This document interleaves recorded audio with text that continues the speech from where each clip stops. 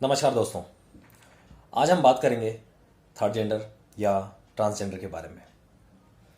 दोस्तों, हाल ही में एक बहुत ही अच्छी खबर आई हमारे लिए, हमारे थर्ड जेंडर या ट्रांसजेंडर के भाई और बहनों के लिए, जिसमें कि हमारी केंद्र की सरकार ने एक सुझाव मांगा। सुझाव ये मांगा कि क्या इंडियन आर्मी और पैरामिलिट्री फोर्सेस में इस कम्युनिटी के लोगों को भर्ती का मौका मिलना चाहिए। आइए दोस्तों, हम विस्तार से चर्चा करते हैं इस बारे में। कौन होते हैं थर्ड जेंडर के लोग, क्या होता है इनका रूप, हमसे कितना अलग होते हैं या कितना समान होते हैं। आइए विस्तार से चर्चा करते हैं इस बारे में। दोस्तों, पिछले काफ़ी समय से एक मांग चल रही थी इस कम्युनिटी के भाइयों और बहनों के द्वारा कि उन्हें भी शैक्षणिक संस्थाओं में और इस पब्लिक सेक्टर में काम करने का मौका दिया जाना चाहिए, जैसा कि सभी को मिलता है। दोस्तों, इस बारे में आगे बढ़ते हुए 15 अप्रैल 2014 को हमारे देश की सर्वोच्च न्यायालय द्वारा, सुप्रीम कोर्ट द्वारा एक case title national legal service authority versus union of India में जजमेंट आई, जिस जजमेंट में कोर्ट ने कुछ महत्वपूर्ण बातें रखी। आइए मैं आपको कुछ महत्वपूर्ण बातों से अवगत कराता हूं। दोस्तों, सुप्रीम कोर्ट ने अपनी इस जजमेंट में पहली बात जो रखी वो ये थी कि जिस तरह सभी को पढ़ाई में और जॉब में रिजर्वेशन मिलता आया है, उसी तरह से थर्ड जेंडर के लोगों को भी हमारे देश की एजुकेशन और पब्लिक सेक्टर में रिजर्वेशन मिलना चाहिए। दूसरी बात, सुप्रीम कोर्ट ने ये कही कि थर्ड जेंडर या ट्रांसजेंडर के इशू पे यह कोई सोशल या हेल्थ इशू नहीं है, बल्कि ये ह्यूमन राइट इशू है। क्योंकि दोस्तों, अगर हम देखें तो हमारे सोसाइटी में इस कम्युनिटी के भाई और बहनों के लिए हम सभी में एक हीन भावना रहती है उनके लिए, तो इसको ख़त्म करने के लिए एक बात कही गई है। तीसरी बात मैं अगर आपको बताऊं तो सुप्रीम कोर्ट ने कहा है इन्हें भी आर्टिकल 21 संविधान की आर्टिकल 21 के तहत राइट टू इक्वलिटी का हक है। चौथी बात, जो आपने अगर ध्यान दिया हो तो इस जजमेंट के आने के बाद से किसी भी संस्था में अगर आपने फॉर्म भरा हो तो उसमें मेल या फीमेल के अलावा एक थर्ड जेंडर का भी कॉलम होता है। वह थर्ड जेंडर का कॉलम इस थर्ड जेंडर कम्युनिटी के भाइयों और बहनों के लिए होता है। दोस्तों, इस जजमेंट के बाद से हमारे देश की केंद्र सरकार ने कई बार बिल पेश करने की कोशिश की।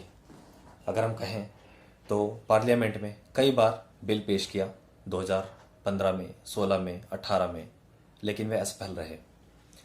लेकिन सन 2019 में वह इस बिल को पास कराने में कामयाब रहे।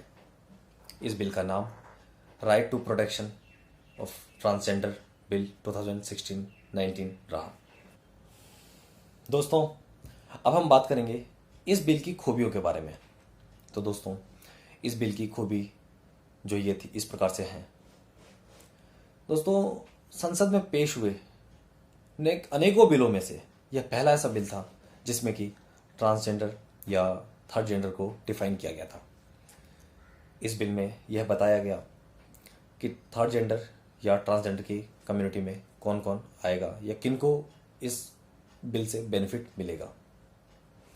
दोस्तों, वह व्यक्ति जो जन्म से मेल हो लेकिन उसके अंदर के लक्षण या उसके गुण फीमेल से मैच खाते हों, या सेम कहें कोई भी फीमेल जन्म से हो लेकिन उसके अंदर के लक्षण मेल से मैच खाते हों। दूसरी बात, हाफ मेल हो या हाफ फीमेल हो, या दोनों का मिश्रण हो, या उनका जेंडर जन्म के वक्त जो डॉक्टर ने बताया हो उससे मैच ना खाता हुआ हो, वो लोग इस बिल के अंदर आएंगे।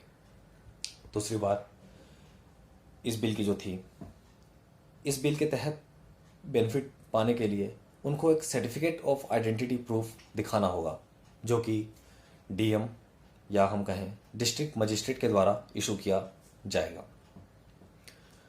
तीसरी बात अगर मैं आपको बताऊं तो इस बिल को पाने के लिए उन्हें डिस्ट्रिक्ट मजिस्ट्रेट के पास एक एप्लीकेशन देनी होगी या फॉर्म देना होगा, जिसको डिस्ट्रिक्ट मजिस्ट्रेट के पास एक स्क्रीनिंग कमेटी होगी।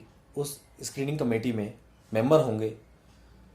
मेंबर की अगर हम बात करें तो एक साइकोलॉजिस्ट, एक साइकेट्रिस्ट, एक मेडिकल ऑफिसर, एक ट्रांसजेंडर कम्युनिटी से बिलोंग करता हुआ कोई भी मेंबर होगा और एक डॉक्टर भी होगा और एक गवर्नमेंट ऑफिसर। दोस्तों, तीसरी बात ये होगी, इस बिल में यह भी मेंशन किया गया है कि अगर कोई भी थर्ड जेंडर या ट्रांसजेंडर की कम्युनिटी से भेदभाव करता पाया गया तो उसको इस बिल के तहत सज़ा का भी प्रावधान होगा और उन्हें सज़ा मिलेगा, जिसमें कि 6 महीने से 2 साल तक की सज़ा है और फाइन का भी प्रावधान है। दोस्तों, इस कड़ी में आगे बढ़ते हुए मैं आपको बताऊं तो हमारे देश की पैरामिलिट्री फोर्सेस ने इस बिल का और साथ ही इस निर्णय का स्वागत भी किया है और हाल ही में 12 जुलाई 2020 को हमारे आईटीबीपी के DG director general Shri SS Deswal साहब की तरफ से एक स्टेटमेंट भी आई है और उन्होंने इस बात का, सरकार के इस बिल का या हम कहें सरकार के सुझाव का स्वागत भी किया है और उन्होंने कहा है कि यह बहुत ही अच्छी पहल है सरकार के द्वारा और मुझे उम्मीद है कि बहुत ही जल्द इसमें पॉजिटिव रिस्पॉन्स हमारी सभी फोर्सेस और इंडियन आर्मी की तरफ से आएगा और जिसके बाद से हमारे थर्ड जेंडर या ट्रांसजेंडर कम्युनिटी से बिलोंग करने वाले भाइयों और बहनों को मौका मिलेगा जॉब पाने का इंडियन आर्मी और पैरामिलिट्री फोर्सेस में। दोस्तों, यह एक बहुत ही अच्छा और सामाजिक पहलू भी है।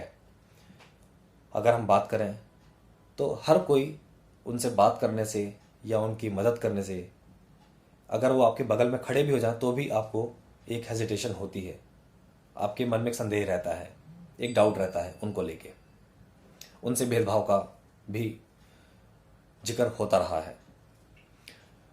उम्मीद है अब हम इस बात को समझेंगे और उन्हें भी समाज में बराबर हक से जीने का मौका देंगे और जिसके साथ ही उन्हें भी अच्छा लगेगा। दोस्तों, मैं अब अपने इस वीडियो को यहीं पर समाप्त करता हूं और आपसे निवेदन करता हूं कि कृपया मुझे मैसेज करके या कमेंट करके बताएं कि आपको मेरी यह वीडियो कैसी लगी। वीडियो अच्छी लगी हो तो प्लीज़ लाइक ज़रूर करें और मेरे चैनल को सब्सक्राइब ज़रूर करें और ज़्यादा से ज़्यादा मात्रा में शेयर करें। धन्यवाद। जय हिंद, जय भारत।